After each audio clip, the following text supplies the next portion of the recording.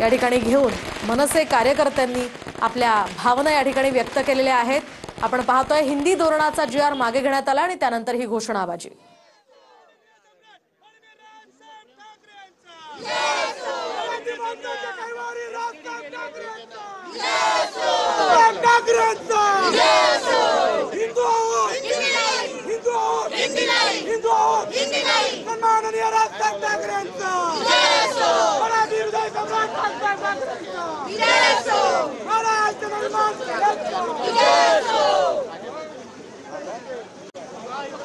आपण पाहतोय जोरदार घोषणाबाजी या ठिकाणी मनसेच्या कार्यकर्त्यांकडून केली जाते।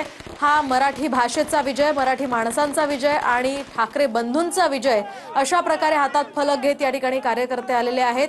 तिकडे राज ठाकरेंच्या घरासमोर सुद्धा जोरदार घोषणाबाजी इथे केली जाते। संदीप देशपांडे असतील, बाळा नंदगावकर, नितीन सरदेसाई आणि इतर मनसेचे काही कार्यकर्ते आणि पदाधिकारी इथे आलेले आहेत। एकमेकांना पेढे भरवत, फटाके वाजवत, ढोल ताशाच्या गजरात हातात मनसेचा झेंडा घेत आणि एकूणच आपण पाहतो या दृश्यांच्या माध्यमातून ढोल वाजवत चक्क आपला आनंद, आपल्या भावना या ठिकाणी हे सगळे व्यक्त केले जातात। दरम्यान आताच काही वेळापूर्वी उद्धव ठाकरेंनी पत्रकार परिषद घेतली आणि या पत्रकार परिषदेनंतर आता उपमुख्यमंत्री एकनाथ शिंदे सुद्धा पत्रकार परिषद घेणार आहेत। त्यामुळे या पत्रकार परिषदेतनं एकनाथ शिंदे नेमकं काय बोलतात, काय उत्तर ठाकरेंना देतात ते पाहणं महत्त्वाचं असेल।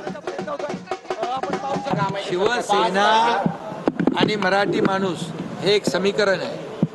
हिंदू हृदय सम्राट बाळासाहेबांनी शिवसेनेचा जन्म मराठी माणसाला न्याय मिळवून देण्यासाठी केला आणि त्याची व्यापकता वाढली आणि मग गर्व से कौम हिंदू आहे, हिंदुत्वाची व्यापक भूमिका घेतली। परंतु या महाराष्ट्रामध्ये मराठी माणसावर कुठलाही अन्याय होणार नाही याची काळजी आम्ही घेतोय आणि यामध्ये मी एवढंच सांगतो की मुख्यमंत्री 2020 मध्ये मुख्यमंत्री कोण होतं, कोणी हा निर्णय घेतला, डॉक्टर माशेलकर साहेबांच्या कमिटीचा अहवाल कोणी स्वीकृत केला, कॅबिनेटमध्ये कोणी मान्यता दिली, ह्या सगळ्या गोष्टी आपण पाहिल्यात तर यामध्ये चोराच्या उलट्या बोंबा, चोरी करा आणि वरून शिरजोरी करा अशातला प्रकार आहे।